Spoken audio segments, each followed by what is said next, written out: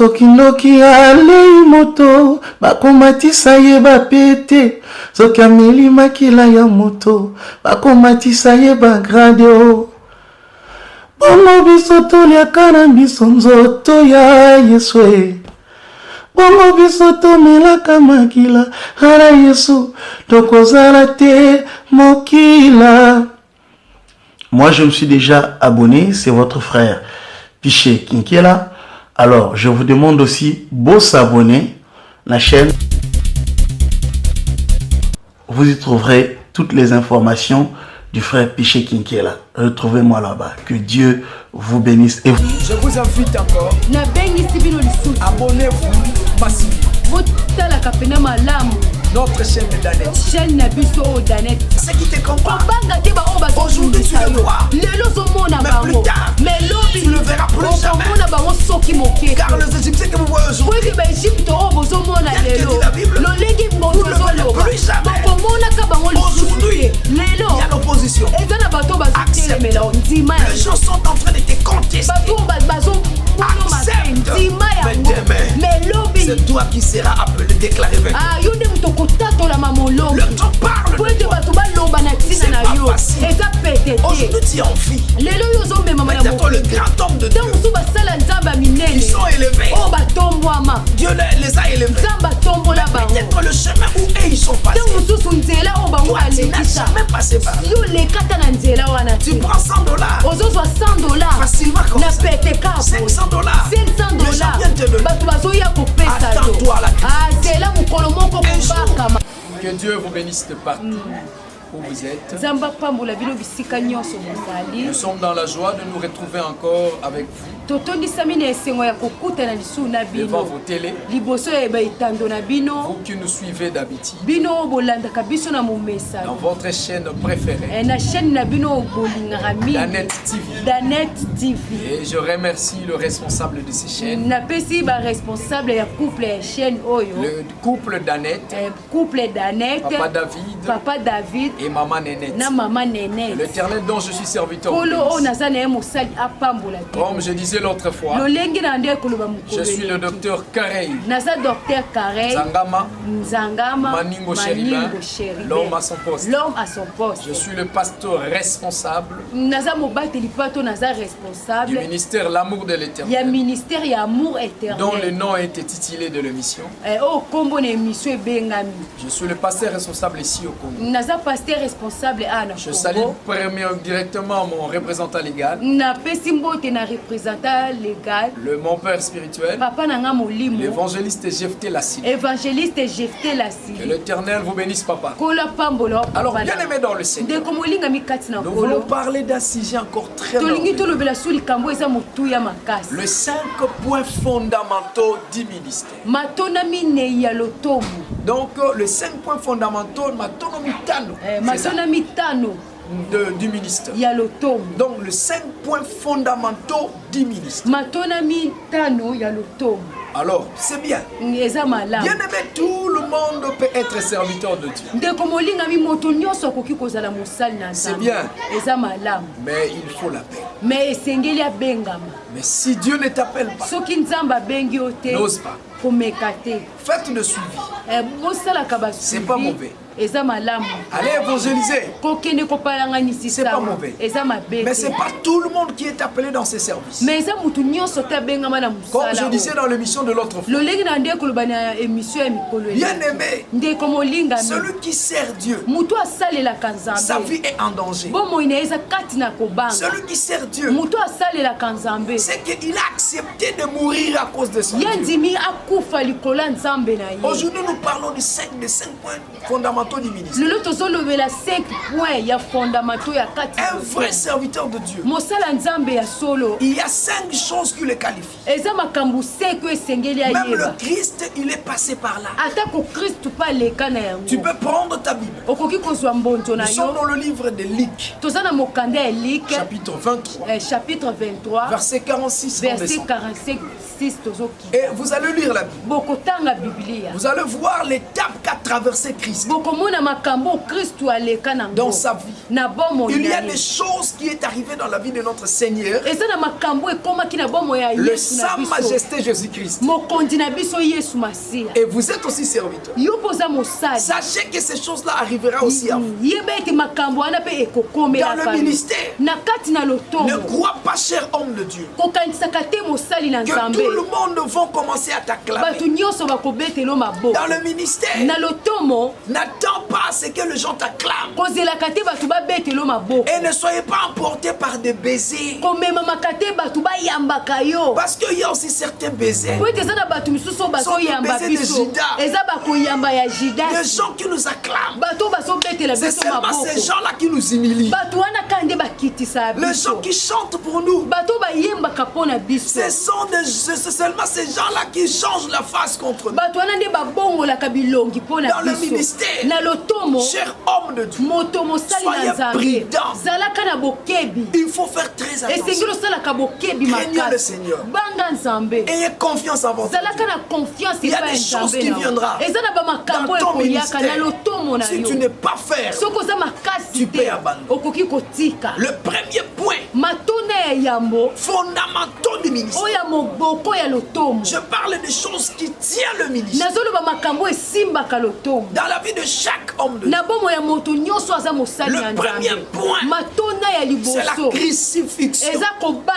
Cher homme de Dieu, vous êtes serviteur de Dieu, mais il faut savoir, un jour, tu seras crucifié. Un jour, tu seras crucifié.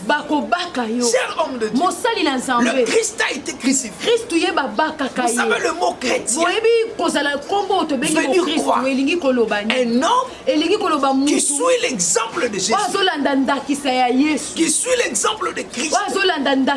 Un chrétien, c'est quelqu'un qui mène une vie comme le Christ. Il suit l'exemple de Jésus. Mon frère, ma soeur, le ministère est gratuit. Mais il y a certaines choses qui sont de prix à payer pour que tu arrives à la grandeur. Un ministère grand, c'est un ministère attesté. Un ministère attesté. Les épreuves viendront.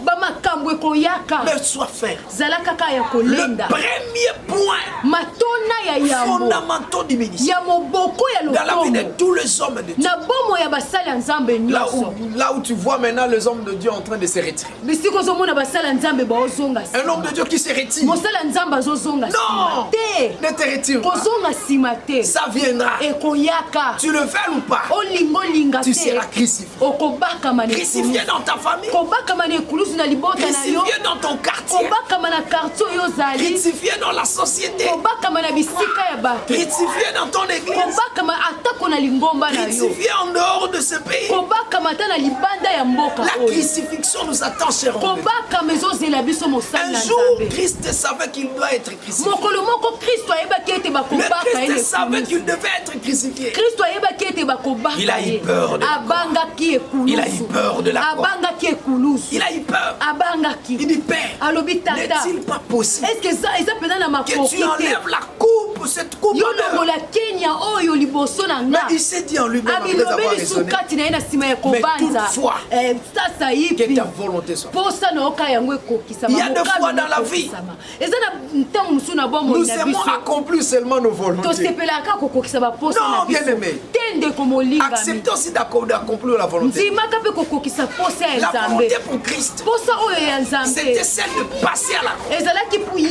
Que le Christ passe à la croix, qu'il soit sacrifié, afin que les âmes soient sauvées.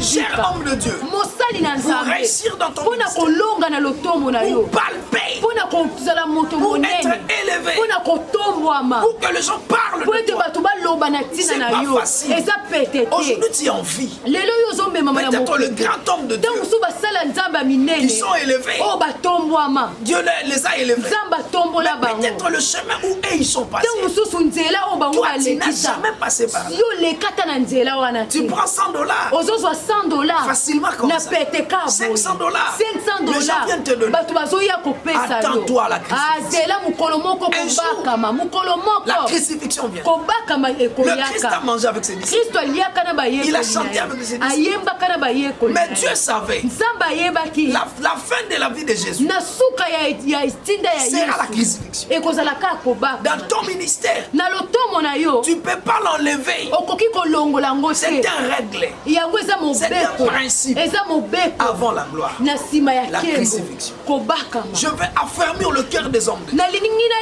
lendi sa motema ya basala. Je vous appelle à supporter le zepré. Nazo benga bino bo supporta kaba makambo paso ezo la komela crucifixion. Kobakama. Tout le monde parle maintenant. Mutu nyoso solo ba mabepo na. Dans la crucifixion. Na kobakama. Les gens te rejettent. Batu ba bwaki yo. Ou soit les gens t'ont déjà rejeté pendant que je prêche.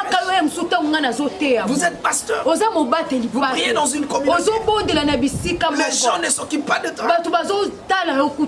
Vous êtes né dans une famille où les gens ne s'occupent pas de toi. Ils ne te regardent même pas.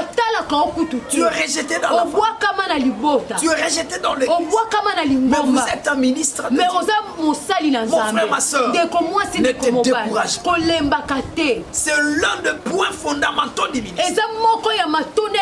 Pendant que tu traverses le prêt, le Seigneur Jésus est tout près de toi.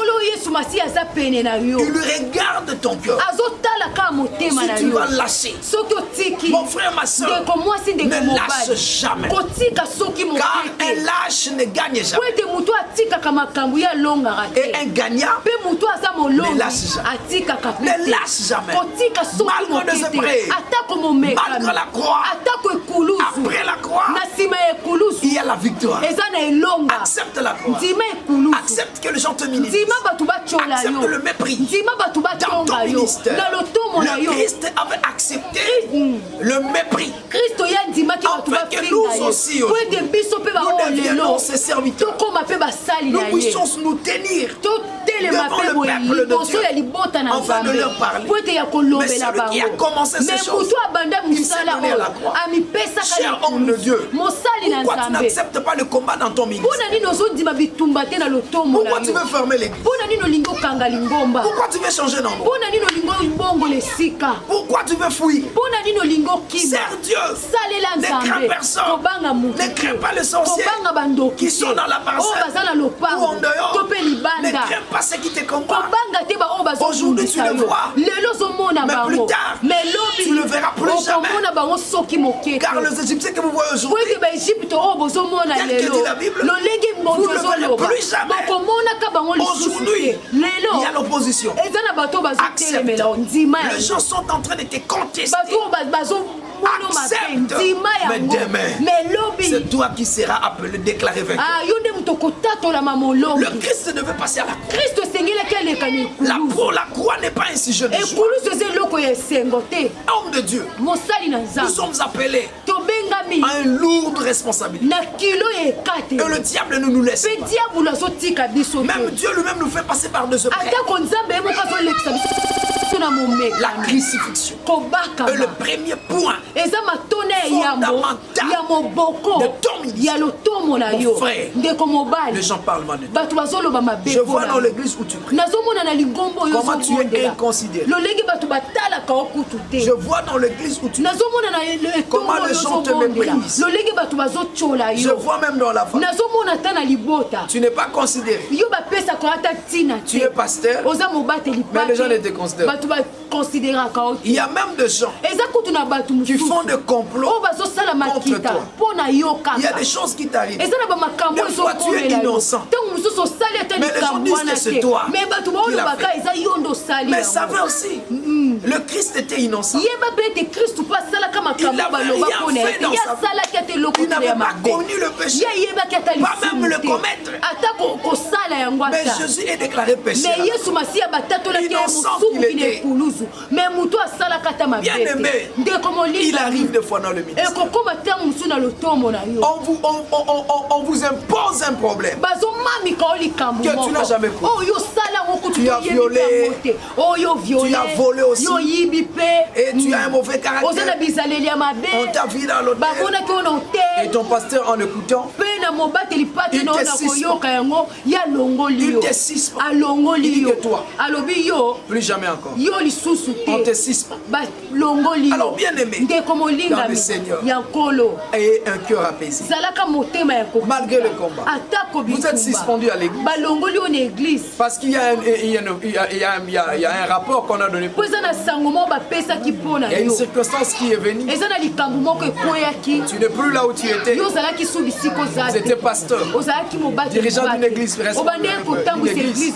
Tu étais un pasteur responsable. Aujourd'hui, on t'a enlevé. On a mis une autre personne à ta place. Parce qu'ils ont écouté quelque chose. Bien aimé, c'est la crucifixion. La crucifixion est le premier point fondamental. Vous vous êtes en train de passer à l'épreuve. Tout ministre de Dieu, il passera à la crucifixion. Et le deuxième point fondamental, à part la crucifixion, il y a aussi l'ensevelissement. Bien aimé, qui peut accepter l'élévation de l'autre? C'est seulement la personne qui a Dieu et qui aime Dieu, qui a un cœur répandu. Parce que dans la vie telle que nous vivons, personne n'aime l'élévation de l'autre. Personne n'aime le changement dans la vie de l'autre. Mais si tu vois quelqu'un en train d'aimer la gloire dans la vie de l'autre, le changement, l'avancement dans la vie de l'autre, sache que c'est quelqu'un qui aime Dieu et qui s'est répandu. Les gens attendent que toi tu sois enseveli.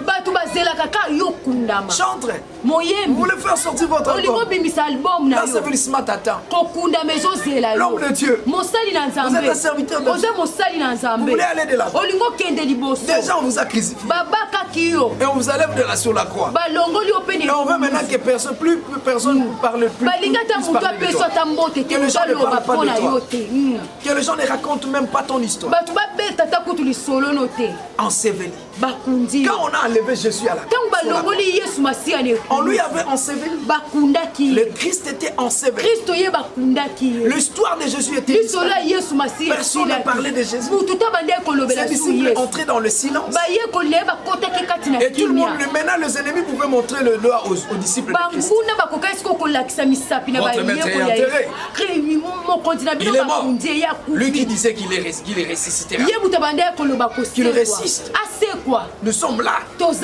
Les gens vont te mépriser. Quand tu ne seras plus là, le monde te réclame. On a combattu Jésus jusqu'à le clouer sur la croix. Mais on ne lui a pas laissé à la croix. On l'a suivi jusqu'à la croix. Et on l'a enterré. Le monde attend ton ensevelissement. Couple d'Annette, Papa David, Maman Nénette, soyez prudents. Le monde vous attend afin que votre chaîne soit ensevelie. Tout le monde a sa chaîne, qui l'aime suivre. Il y a de ceux-là qui ont touché au fétiche pour faire la promotion de leur chaîne. Mais vous restez sous le pied de Dieu. Restez sous le pied de Dieu. Même si on vous ensevelit, le Seigneur viendra. Il dira que votre place n'est pas dans l'ensevelissement. Il vous fera sortir. L'ensevelissement. Aujourd'hui, plusieurs hommes de Dieu, plusieurs serviteurs de Dieu, ils sont ensevelis. Ils sont dans la tombe. Tu ne vois pas qu'il y avait une église dans votre avenir. Avant que l'autre église là arrive. Ce pasteur-là a commencé bien. Mais il est où aujourd'hui? Il a fermé l'église et on ne le voit plus. Peut-être il y a certains qui acclament. Et c'est comme et si quand on a au église, ministère de l'amour de l'État. Et il y a des gens qui me disaient, la parcelle là où tu as implanté l'église, est-ce que toi tu sais? Parce qu'il y a des gens qui ont implanté avant toi. Tellement il y a la force de la sorcellerie. Tout le monde part toujours. Et toi aussi, on ne croit pas que toi tu peux. Donc les gens sont habitués à ne pas croire. Pourquoi? À cause de ceux-là qui étaient déjà avant toi, qui ont commencé, qui ont été crucifiés et ensevelis.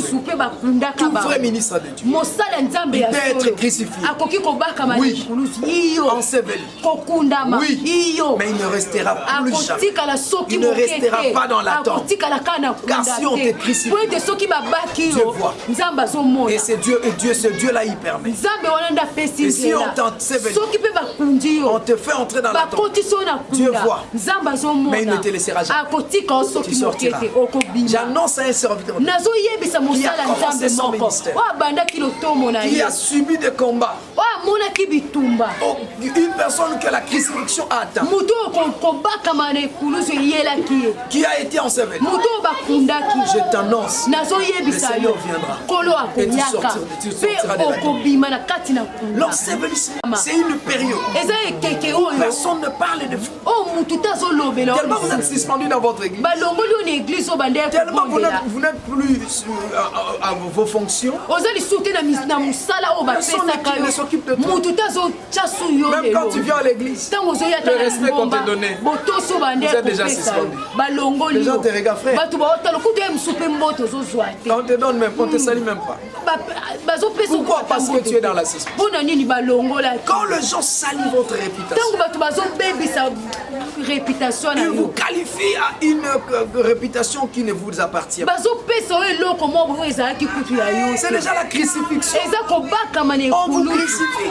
Une mauvaise information.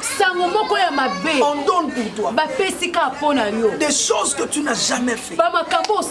C'est déjà la crucifixion. Quand les gens parlent mal de toi, c'est ça la crucifixion. De faux témoignages chaque jour dans ta vie. Les gens donnent de faux témoignages contre toi. C'est ça. Les gens donnent de faux témoignages contre toi. Mais comment? C'est ça la crucifixion. Crucifier quelqu'un, celui injurier, celui faire entrer à une vie pénible. C'est ça. Alors bien aimé dans le Seigneur, le Seigneur va vous bénir. Le Seigneur vous fera du bien. Le Seigneur vous bénira. Ne cédez jamais malgré le combat. Ne cédez jamais malgré le problème, malgré le soulèvement de gens. Ne cédez jamais malgré le soulèvement de gens. Ne cédez jamais. Le Seigneur viendra. Le Seigneur viendra vous bénir. Il viendra vous élever. Je disais l'ensevelissement, c'est une période où ton histoire ne peut raconter, où personne ne te voit. Tu as disparu de l'endroit où tu servais le Seigneur. C'est ça. L'ensevelissement, c'est une période où tu as disparu suite au combat. Ton boutique ne fonctionne plus et les gens te rigolent. Et là où on te voyait en train de vendre, en train de servir le Seigneur, en train de travailler dans ce bureau-là, on a donné des faux témoignages pour toi.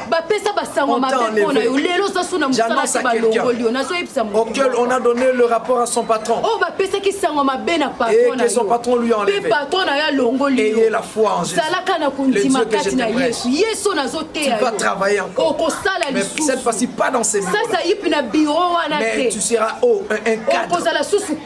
Le Seigneur te lèvera encore en haut et tu seras béni. Et le troisième point fondamental du c'est la résurrection. La résurrection. C'est vrai, le Christ nous a promis la résurrection.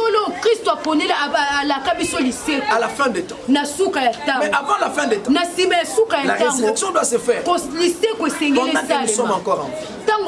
Alors, bien aimé dans le Seigneur, dans la vie de chaque homme de Dieu, il y a 5 étapes à ne pas refuser. La crucifixion, telle que je venais de vous dire. Les gens vont vous crucifier et l'ensevelissement. Les gens chercheront à combattre votre église, à clouer votre pasteur sur la croix, en l'enlevant de la croix et en l'ensevelir, pour que l'histoire de votre église ne soit plus racontée. L'histoire de votre pasteur ne soit plus racontée. Les gens chercheront à vous enterrer. Enterrez votre orchestre, enterrez votre leader. Bien aimé, pendant tous ces temps-là, ne perdez pas foi, ne perdez pas confiance, et ayez confiance en Dieu. Car après l'ensevelissement, la résurrection viendra. La résurrection, c'est une période où une personne qu'on ne voyait plus, il est revenu. Une église qui n'existait plus, et cette église est revenue. Mon frère, ma soeur, j'annonce à quelqu'un tout ce que tu avais perdu à la puissance de l'ensevelissement, tu vas les récupérer cette année à la puissance de la résurrection. Ton travail perdu, que le monde entier va récupérer au nom de Jésus. Tu vas le récupérer. Toutes les relations que tu avais à cause de faux témoignages, tu les as perdus.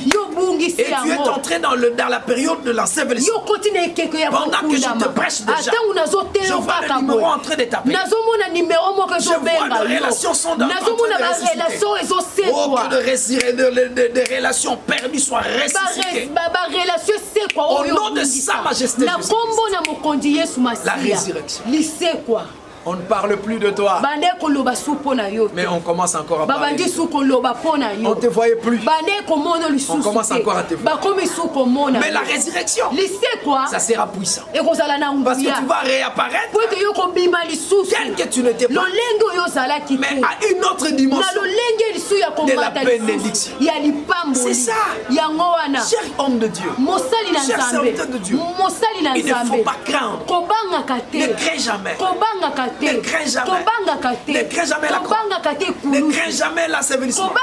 Nous avons un Dieu qui est plus grand que la croix, plus puissant que la croix, plus grand que l'ensevelissement, plus grand que l'ensevelissement, plus grand que l'ensevelissement, et plus puissant que l'ensevelissement. Alors bien aimé, il s'appelle la résurrection des morts. Vous savez, quand on est allé dire à Jésus, voici celui que tu aimes est malade. Là c'est qui? C'était Lazare. Lazare, l'ami de Jésus, était malade. Jésus devait venir, mais Jésus n'a pas voulu venir. Mais lui, il a dit à Marie et Marthe, il dit, je suis la résurrection et la vie. Mais quand on a appelé Jésus, Jésus n'est pas venu. Pourquoi? Parce qu'il n'avait pas dit à Marie et Marthe que je suis la guérison. Non. Mais il leur avait dit, je suis la résurrection. C'est qu'il allait dire quoi? Je viendrai seulement lorsque Lazare mourra, parce que je suis la résurrection. La famille de Lazare pouvait se demander, comment lui qui guérit les gens, il n'est pas venu. Même au jour du deuil là, les gens étaient là, en train de calmer Jésus. Lui les guérissait. Jésus est venu. Marie et Marthe, ils ont oublié que le Christ leur avait dit que je suis la résurrection. Ils ont oublié. Christ est venu. Il demande à Marie et Marthe, où est Lazare? Il est mort, ils sont déjà il y a 4 jours. jours. Dans la tombe. Où vous l'avez mis? Regardez un peu des questions que Jésus est en train de poser. Il dit où vous l'avez mis? Mais il cherche l'endroit où on a mis Lazare. Sans père. Non pas, il demande ça non pas pour aller pleurer. Mais il demande pour aller les ressusciter. Mais Marie et Marthe, pendant ce temps où Jésus leur pose des questions, ils avaient déjà oublié ce que Jésus leur a dit. Que je suis la résurrection et la vie. C'est qu'à l'arrivée de Jésus, Marie et Marthe devaient comprendre que la résurrection de Lazare est arrivée. La vie de Lazare revient. Mais ils avaient oublié. Mon frère, ma soeur, tu as Jésus dans ta vie. Tout ce qui est mort, si tu continues à croire, cela sera ressuscité. Si tu as Jésus dans ton cœur, ayez seulement confiance en Dieu. Et il faut continuer à croire que le Seigneur, Dieu Tout-Puissant, il a la capacité de ressusciter ton ministère, la grâce que tu as perdue, le don que tu avais, le fonds de commerce que tu as perdu, le travail que tu as perdu. Le Seigneur a la possibilité de le ressusciter. Tout ce qui était frappé de mort et menacé de destruction, le Seigneur est capable de le ressusciter lorsque vous avez mis la foi. Ce sont des points très importants dans la vie de certains. Quand vous êtes combattu, ne pleurez pas, ne vous découragez pas. Même si on vous enterre, c'est pas la fin. La fin, c'est pas là. Quand Dieu vous donne la mission, même si vous êtes en train de voir la mort approche, n'ayez pas peur. N'ayez pas peur. N'ayez pas peur. Même si tu vois que vous n'êtes plus, on vous enterre. N'ayez pas peur. Notre Dieu, il est le Dieu de la résurrection. Il va ressusciter tout ce que tu as fait. Un ministère enseveli. Si vous continuez à croire, cela va être ressuscité. Il y a le ministère commencé en 2001. Les églises commencées en 2001. En 2002, ensevelissement. L'église n'existe plus. Mais en 2020, nous avons vu l'existence, la résurrection des églises qui existaient déjà. Et ces églises-là étaient ensevelies. Et aujourd'hui, ces églises-là sont revenues. Et il y a beaucoup de gens maintenant.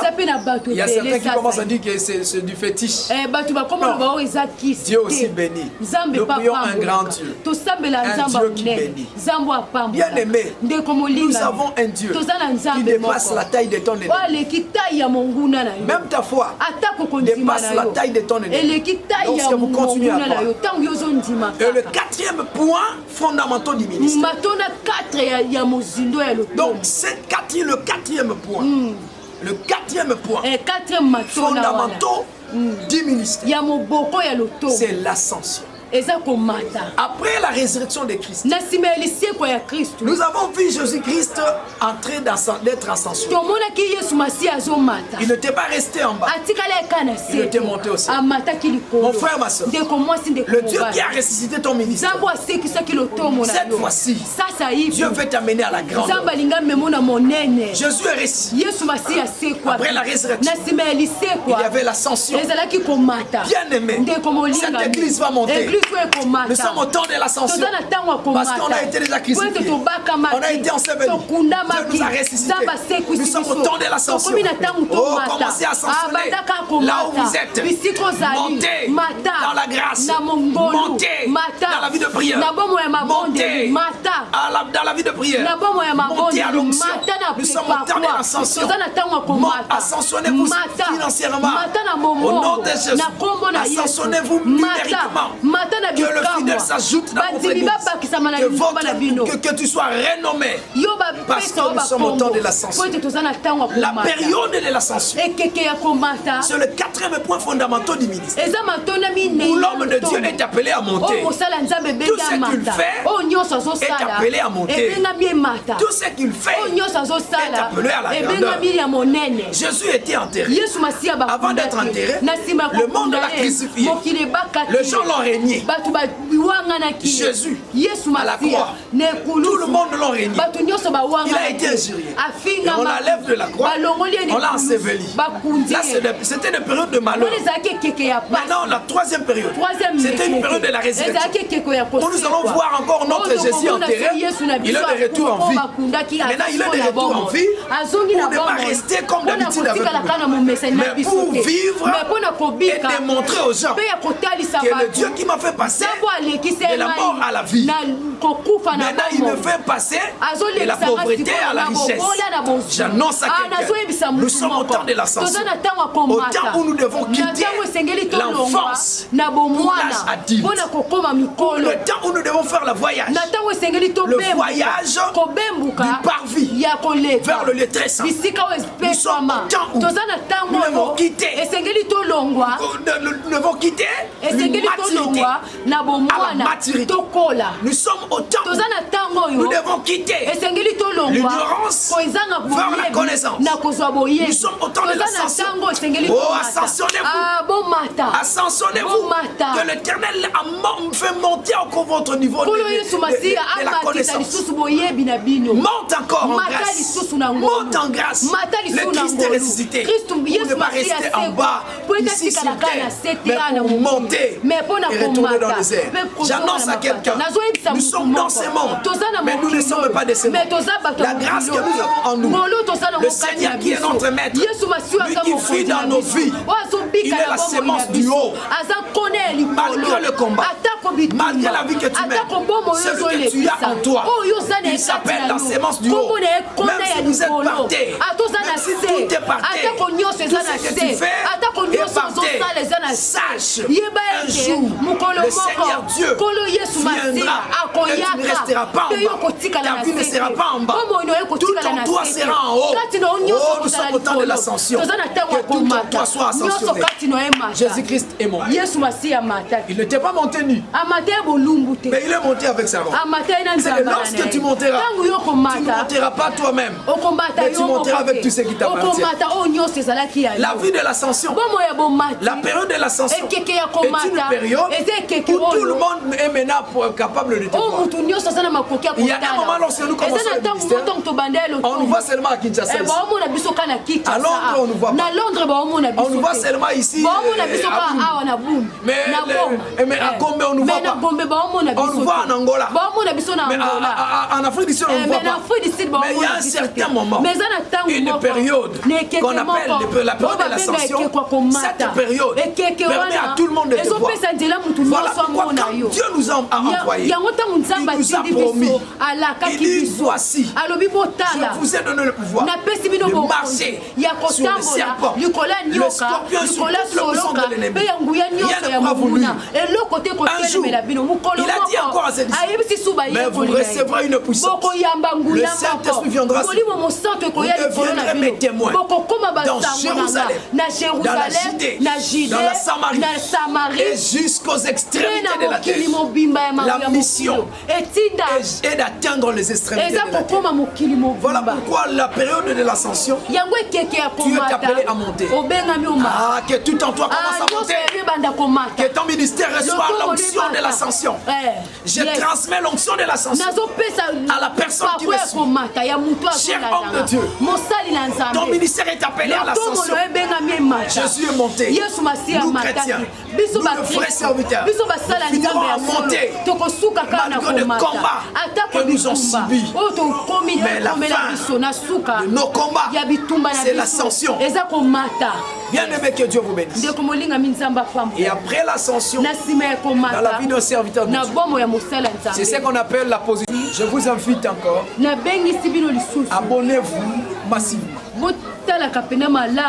Notre chaîne Danet. Bien aimé, c'était bien votre humble service. Comme je m'étais présenté au début, Dr Karey Maningo Chérubin. Alors, l'homme à son poste. Alors que Dieu vous bénisse. Je suis le pasteur responsable du ministère de l'amour de l'Éternel. Je salue en passant mon pasteur L'évangéliste Jephté, qui est présentement aux États-Unis d'Amérique. Père, je vous salue. Je salue aussi en passant Madame Nicole Bernice Sengomolo, qui est présentement aussi aux États-Unis. Et je salue aussi en passant Maman Belinda Makaya. Que l'Éternel Dieu vous bénisse. Je salue aussi mon père biologique, Nzangama Bamalanga. Et je salue toute la famille Nzangama. Je remercie ma femme qui venait de m'interpréter. Et ainsi tous mes enfants Ézéchiel, je salue ma fille chérie Rossi,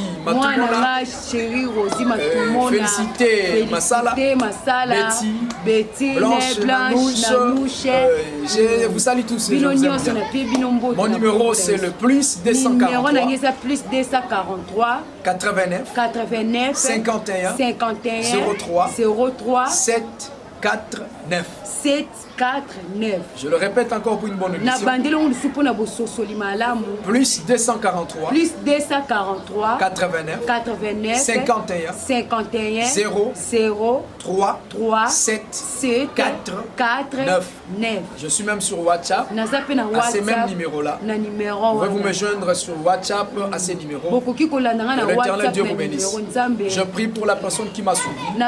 Que l'Éternel Dieu te fasse vainqueur aux épreuves qui se présentent devant toi, dans ton ministère et dans ta vie.